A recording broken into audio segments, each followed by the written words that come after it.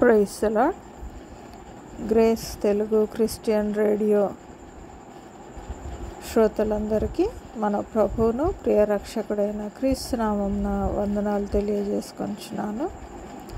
త్రిత్వమైన దేవుడు తండ్రిగా, కుమారునిగా, పరిశుద్ధాత్మ దేవునిగా మనకందరికీ తోడై ఉండి జ్ఞానవంతురాలైన స్త్రీలు శీర్షికన జ్ఞానం కలిగి తమ జీవితాలను, తమ కుటుంబాన్ని, తమ సేవకుల జీవితాలను కూడా రక్షించుకున్న జ్ఞానవంతురాలైన స్త్రీగా పరిశుద్ధ గ్రంథంలో లిఖింపబడిన నాబాలు భార్య అయిన అబిగయీలు గురించి మనము ధ్యానించి ఆమెను ఎందుకు జ్ఞానం కలిగిన స్త్రీగా వర్ణిస్తున్నామో, అలాగే స్త్రీలంగా, భార్యలంగా మనకు ఉండవలసినటువంటి మంచి గుణలక్షణాలను మనకున్నాయో లేదో మనల్ని మనం పరీక్షించుకొని మన జీవితాలను సరిదిద్దుకోవటానికి ప్రయత్నం చేద్దాం. ఈ ధ్యానాన్ని మనము 3 భాగాలుగా ధ్యానించడానికి ప్రయత్నం చేద్దాం. మొదటి భాగం అబిగయీలు యొక్క జీవిత చరిత్ర, రెండవ భాగం ఆమె చేసినటువంటి జ్ఞానయుక్తమైనటువంటి సంభాషణ మరియు పనిని ధ్యానం చేద్దాం. మూడవదిగా అబిగయీలు జీవితం నుంచి మనం నేర్చుకోవాల్సినటువంటి ఆధ్యాత్మిక సత్యాలను గ్రహిస్తాం. మనకందరికీ తెలిసినట్టుగా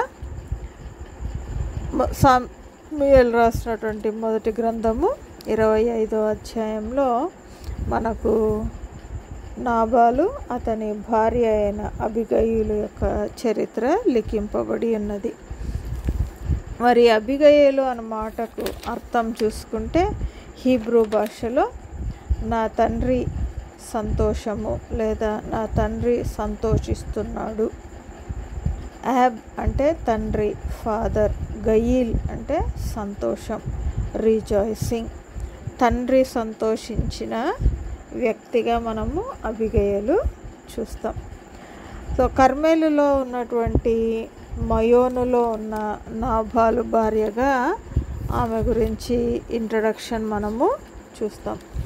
మరి ఈ నాబాలు గురించి అనేకమైనటువంటి లక్షణాలు, మంచివి చూస్తాం, చెడువి కూడా చూస్తాం.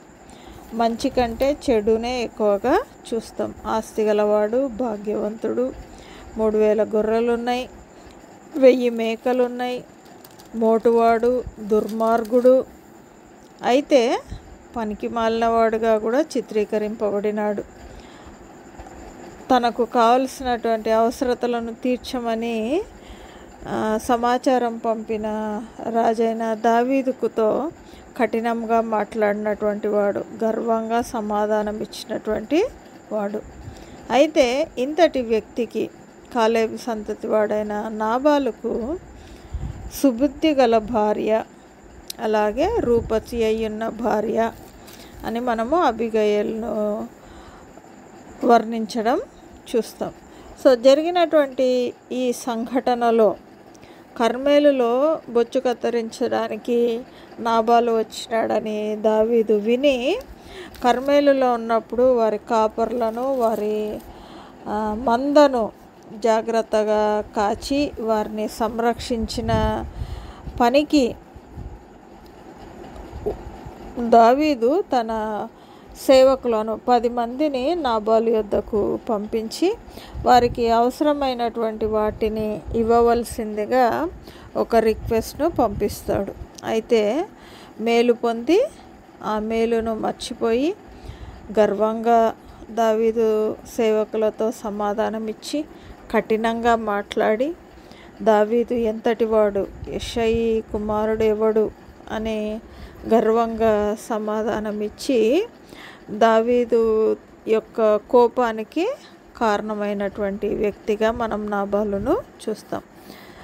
ఈ సన్నివేశాన్ని అంతా తీసుకొని వచ్చి నాబాలు యొక్క సేవకుడు అబిగయీలుకు చెప్పటం, అబిగయీలు జాగ్రత్త పడి ఆలోచించి త్వరగా వెళ్ళి దావీదుకు తను తాను సాష్టాంగపడి నమస్కారం చేసి తన యొక్క వినయాన్ని విధేయతను వ్యక్తపరిచి ఆ తర్వాత జరిగిన సంభాషణలో దావీదు యొక్క గ్రేట్నెస్ను అంగీకరించి తన భర్త చేసినటువంటి తప్పిదమును తనపై వేసుకొని తన భర్తను క్షమించమని తద్వారా తన సేవకులను కూడా రక్షించటం మనము గమనిస్తాం.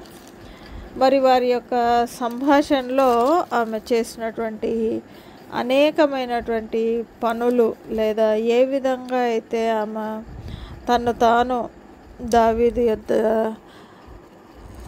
మంచి సంభాషణ చేసి దావీదు యొక్క మనస్సును గెలుచుకొని ఎంతో కోపంతో ఉన్నటువంటి దావీదు యొక్క మనస్సును మార్చడం, తద్వారా ఏ హాని అయితే దావీదు తలపెట్టినాడో ఆ హాని జరగకుండా మనము నాబాలు దావీదు చేతిలో నుంచి అయితే రక్షింపబడినాడు. కానీ దావీదుకు అబిగయేలుకు మధ్య జరిగిన సంభాషణ ఎప్పుడైతే నాబాలుకు తెలియబడిందో ఆ యొక్క సంభాషణను అర్థం చేసుకొనే నాబాలు చనిపోవటం మనము చూస్తాం. భయము చేత అతని గుండె పగిలి రాతి వలె బిగుసుకొని పోయి 10 దినాల తర్వాత చనిపోవడం మనము చూస్తాం. చనిపోయిన తర్వాత నాబాలు చనిపోయినాడని అతని మీదికి అంతటి కీడు వచ్చిందని దావీదు గ్రహించి తన మనుషులకు సమాచారం పంపిస్తాడు.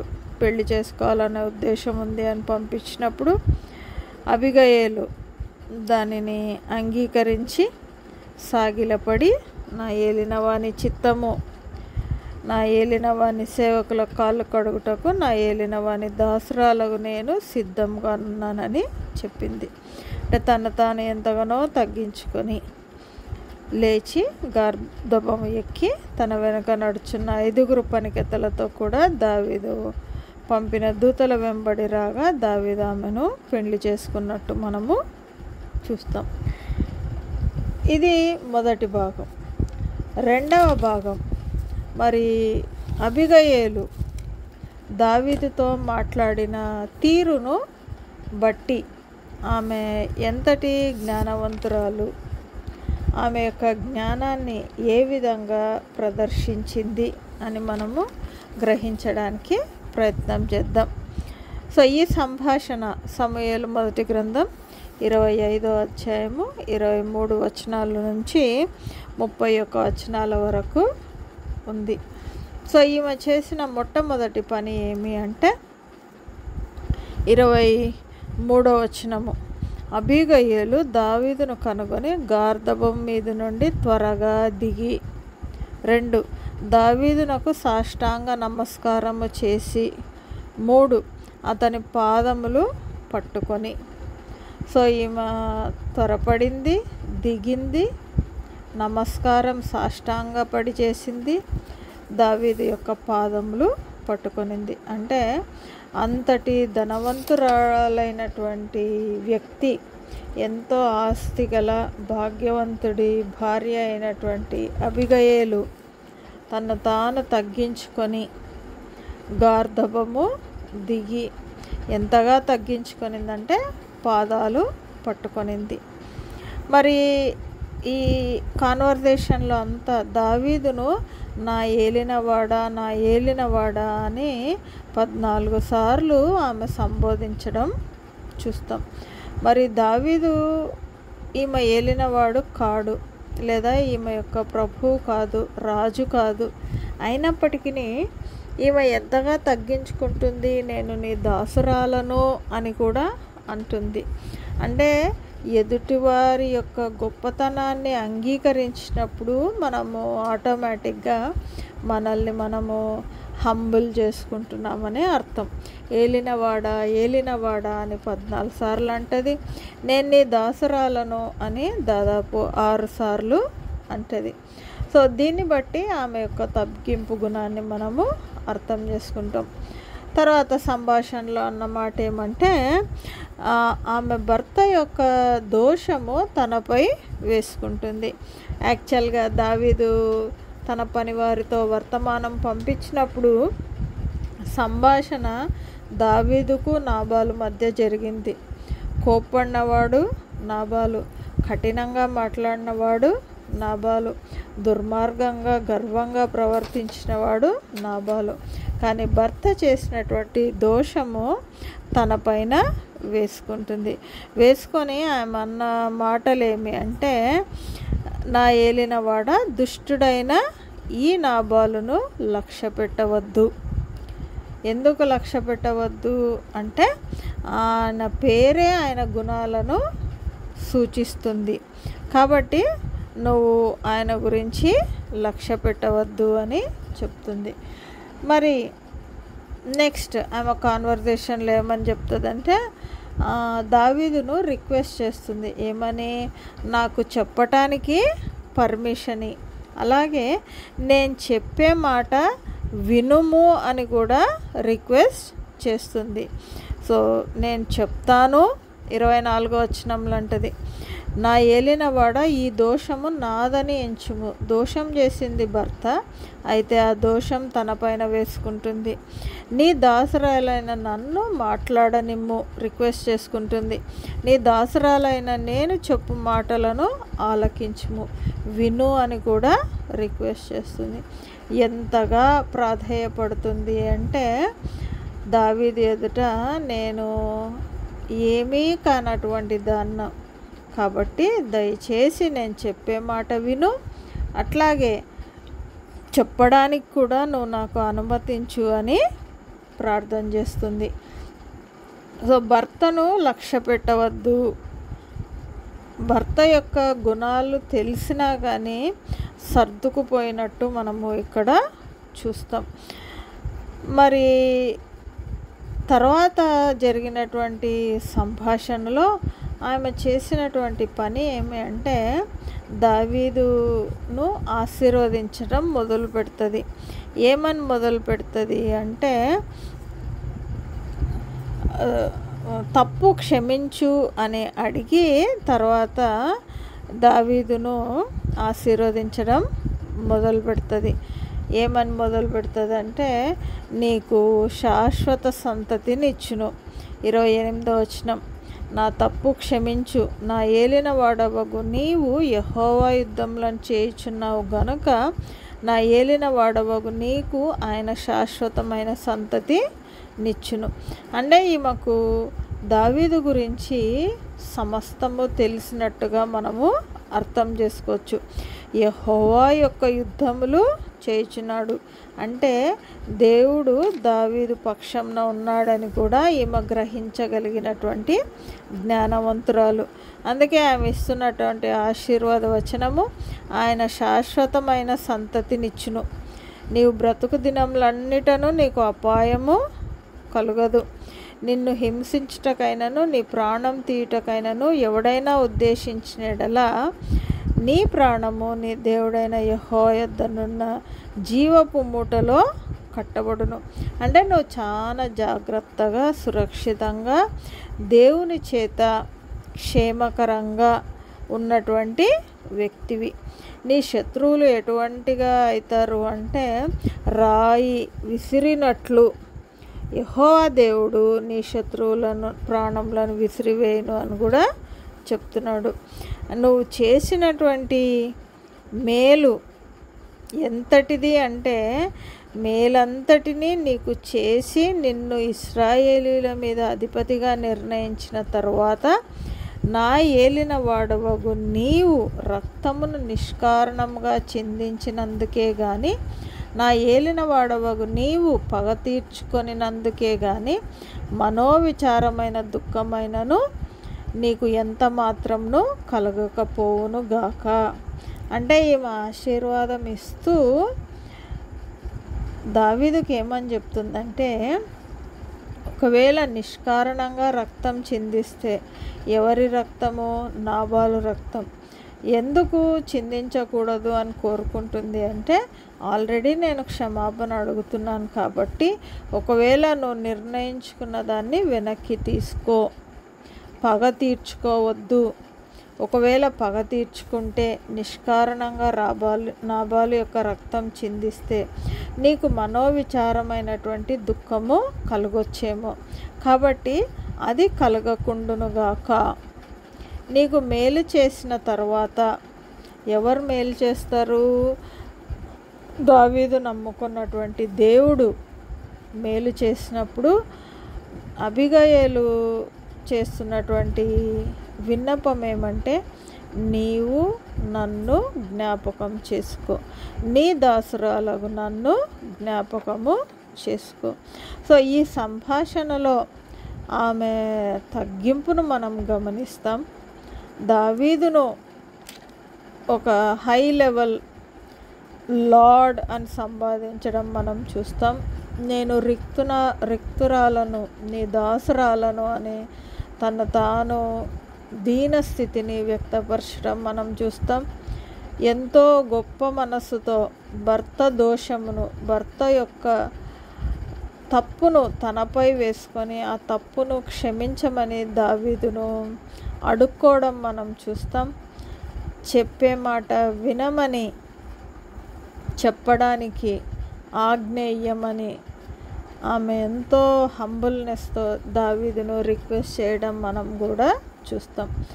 అట్లాగే భర్త యొక్క చెడు పనులను సమర్థించకుండా చెడువారిని వారి చెడుతనానికే విడిచిపెట్టు, చెడువారిని ముట్టుకోవటం వలన మనం కూడా చెడుగా అవుతాము అని ఎంతో సున్నితంగా దావీదుకు చెప్పినట్టు కూడా మనము గమనిస్తాం.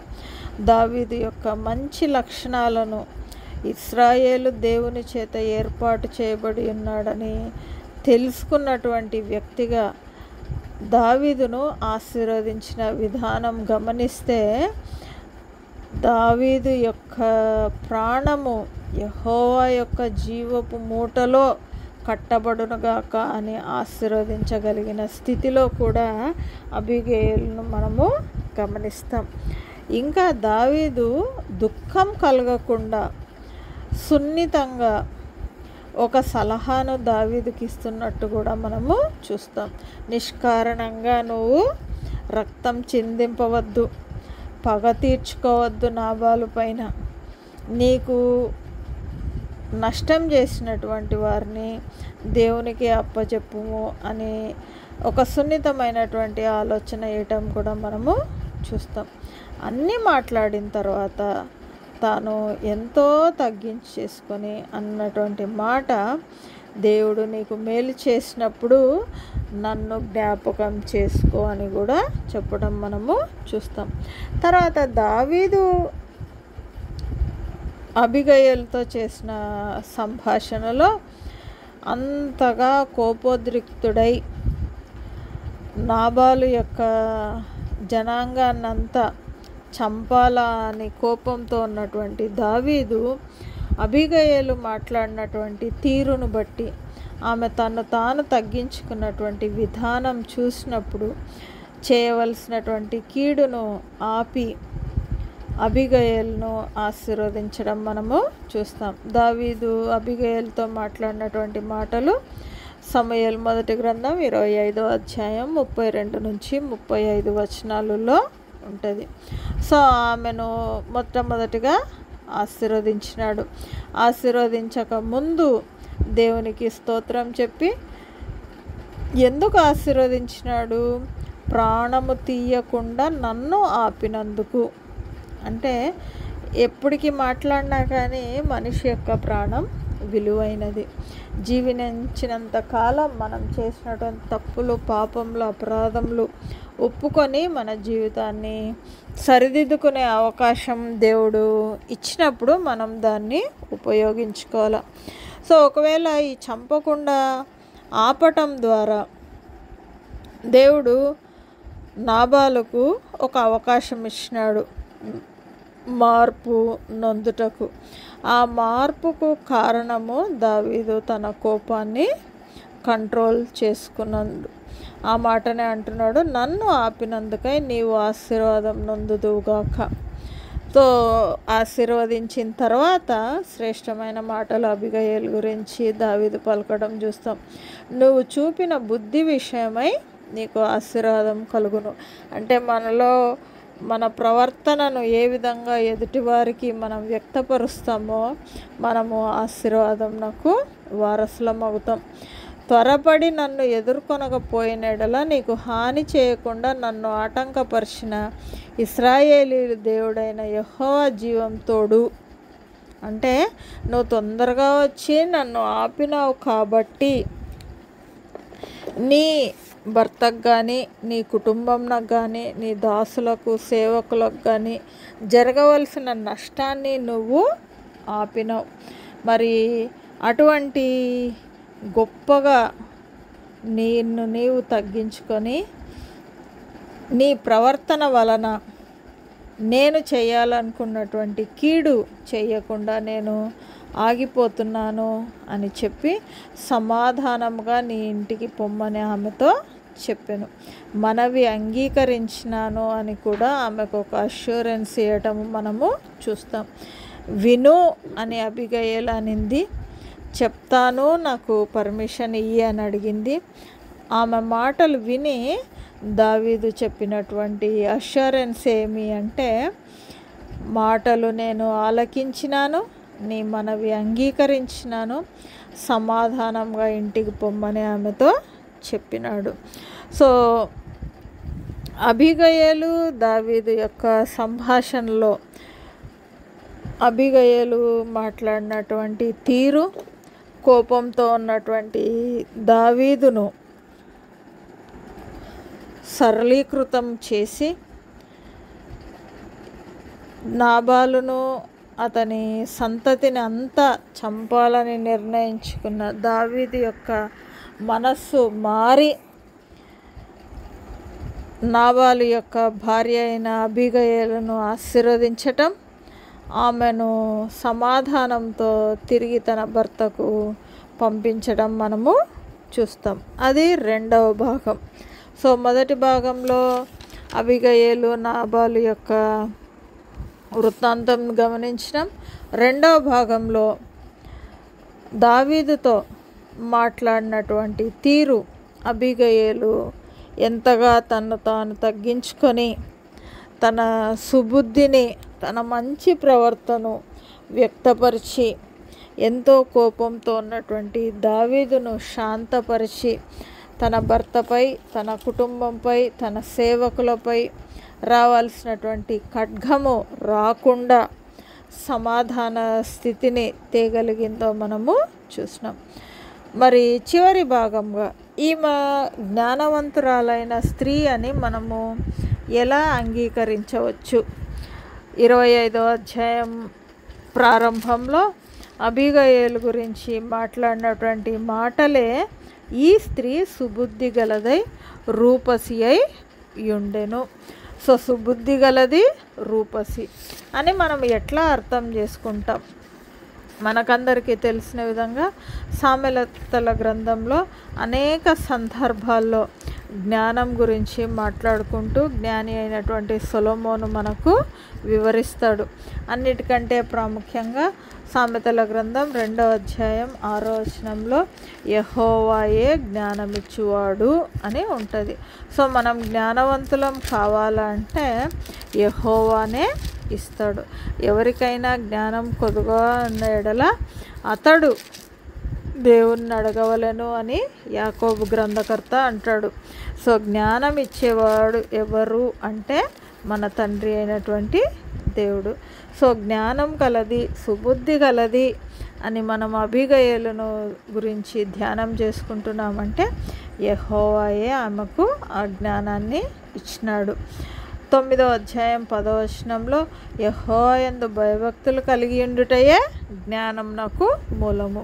ఈ స్త్రీ యెహోవా యందు భయభక్తులు కలిగి ఉంది అని మనం ఎట్లా గ్రహిస్తాము అంటే దావీదుతో జరిగినటువంటి సంభాషణలో మనము గ్రహిస్తాం.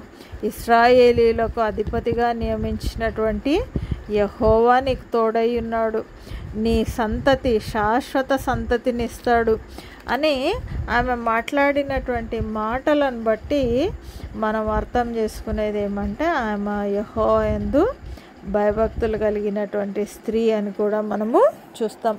అదేవిధంగా సామెతల గ్రంథం 3వ అధ్యాయం 35వ వచనంలో ఈమె ఘనత నొందింది అని మనము చూస్తాం.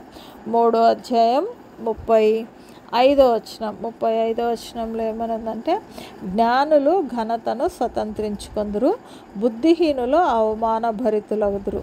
ఈమె జ్ఞానవంతురాలైన స్త్రీ అనటానికి ఈమె ఘనతను స్వతంత్రించుకుంది. ఏ రకంగా తనకు ఘనత వచ్చింది అంటే రాజైన దావీదుకు భార్య అయింది. సో ఆమె భర్తను కాపాడాలనుకునింది, కానీ భర్త తన నాశనానికి తనే కారకుడైనాడు.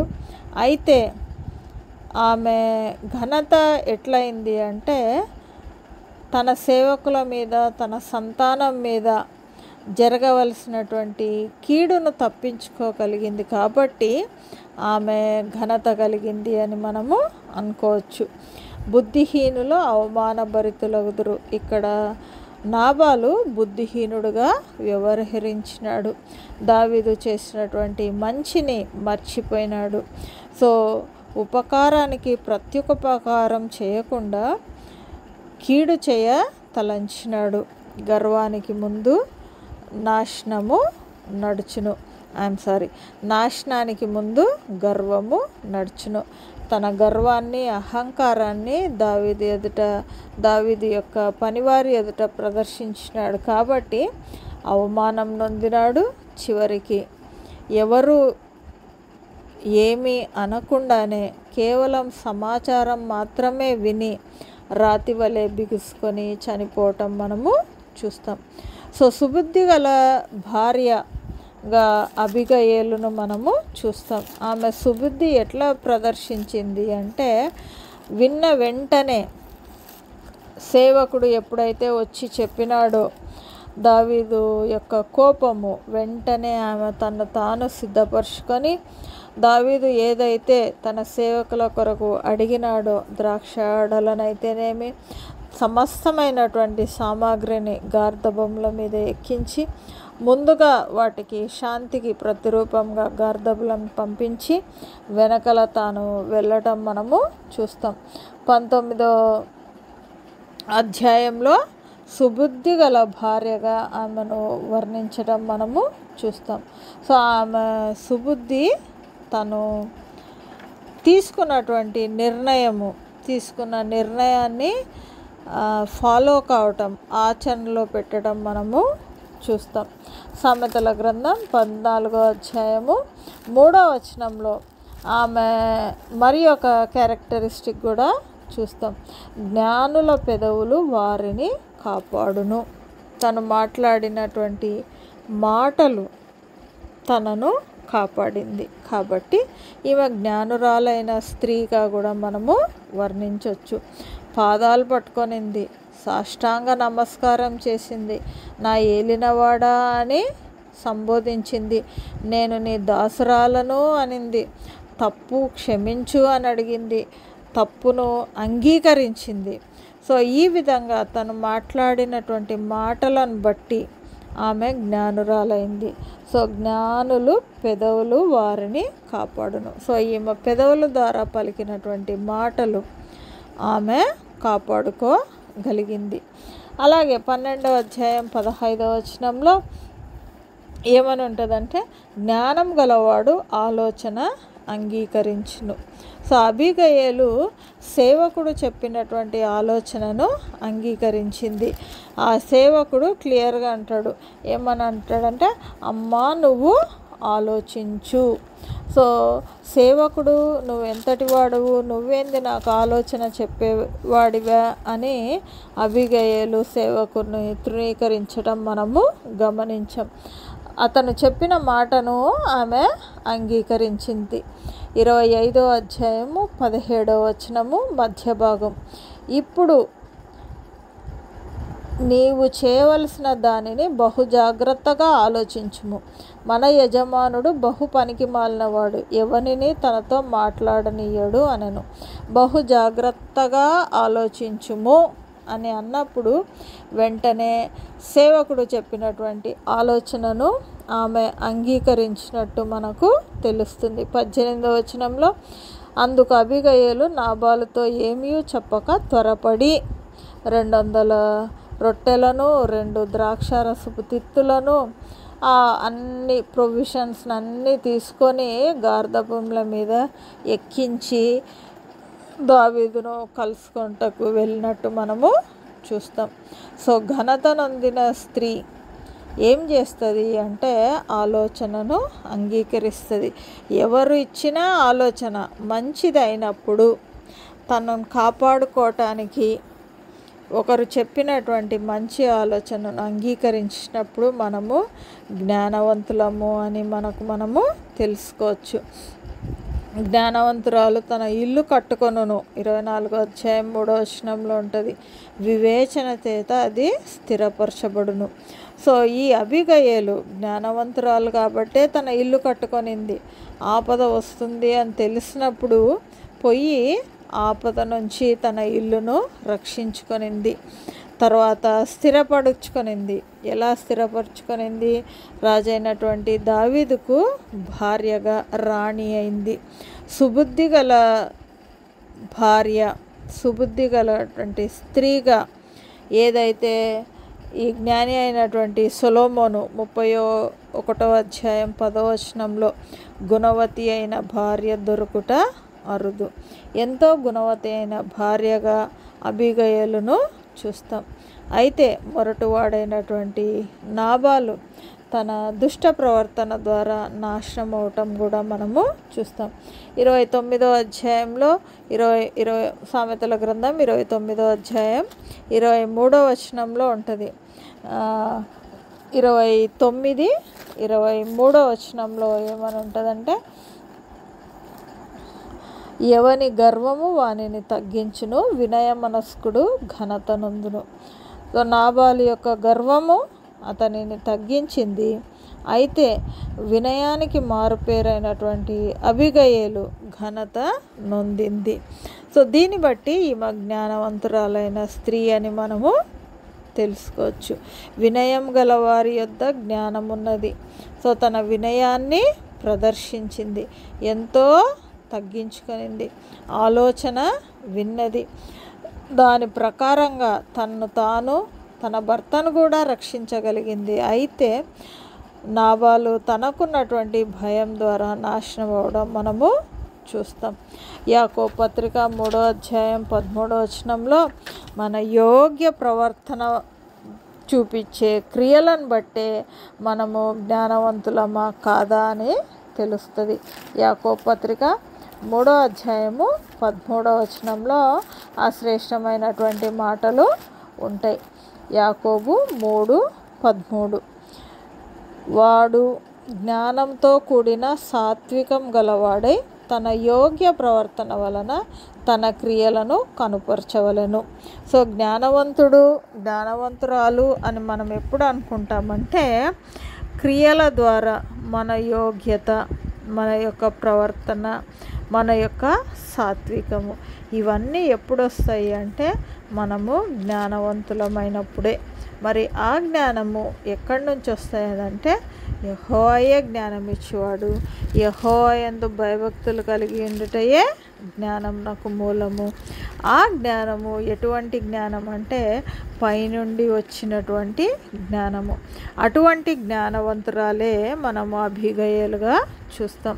యాకోబు పత్రిక 3వ అధ్యాయం 17వ వచనంలో పైనుండి వచ్చు జ్ఞానము మొట్టమొదట పవిత్రమైనది, తర్వాత సమాధానకరమైనది. సమాధానంగా పో అని దావీదు ఇచ్చినటువంటి మాట మృదువైనది, చాలా మంచిగా మాట్లాడింది దావీదుతో. సులభంగా లోబడినది.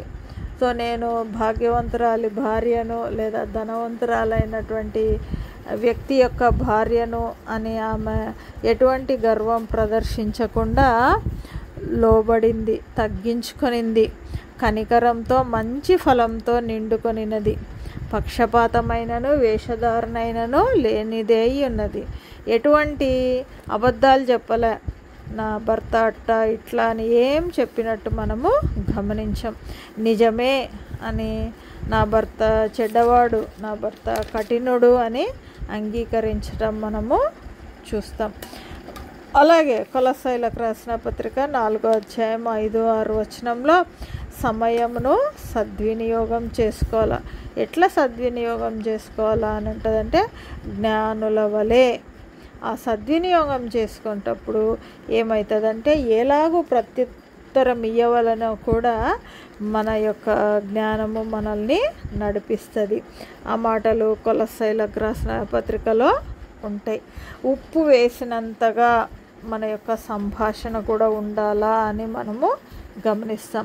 అదంతా ఎప్పుడు సాధ్యమవుతుంది అంటే, జ్ఞానం కలిగి మనము ప్రవర్తించినప్పుడు. అది మనము అబిగయలు జీవిత చరిత్ర నుంచి నేర్చుకుంటాం.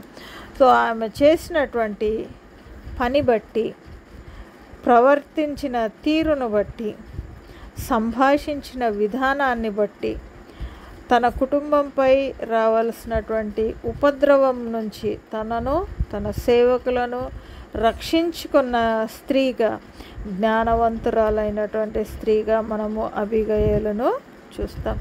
మరి ఈమె యొక్క జీవిత చరిత్ర ద్వారా మనం నేర్చుకోవాల్సినటువంటి ఆధ్యాత్మిక సత్యాలు, స్త్రీలంగా భార్యలంగా మనల్ని మనం పరీక్షించుకొని, మనలో అటువంటి తగ్గింపు స్వభావం ఉందా, భర్త ఒకవేళ దోషం చేసినా, తప్పు చేసినా, ఆ తప్పును మన పైన వేసుకొని దాన్ని క్షమించమని పరలోకపు తండ్రిని అడిగే మనస్సు మనకుందా, సమయాన్ని పోనీయక జ్ఞానవంతురాల వలె మన ఇల్లును చక్కదిద్దుకొని స్థిరపరుచుకునే వివేకం మనలో ఉందా, మన ఇల్లును కట్టుకోగలుగుతున్నామా, ఒకవేళ మనలో సరిదిద్దుకోవాల్సినటువంటి లోపాలు ఉంటే సరిదిద్దుకొని మనల్ని మనము, మన కుటుంబంను మనము రక్షించుకునే పరిస్థితిలో మనమున్నామా. యెహోవాయే జ్ఞానం ఇచ్చువాడు అని యెహోవా యందు భయభక్తులు కలిగి ఆయన యొక్క జ్ఞానంను పొందుకునే స్త్రీలంగా మనం ఉంటున్నామా. ఉంటే దేవునికి మహిమ కలుగునుగాక. ఒకవేళ లేని ఎడల మనల్ని మనము సరిదిద్దుకొని, జ్ఞానంతురాలైనటువంటి స్త్రీ తన ఇల్లు కట్టుకొనును అన్న రీతిగా మన ఇల్లును కట్టుకునే కృప దేవుడు నీకు, నాకు, మనందరికీ దయచేయునుగాక. ఆమెన్. Praise the lord.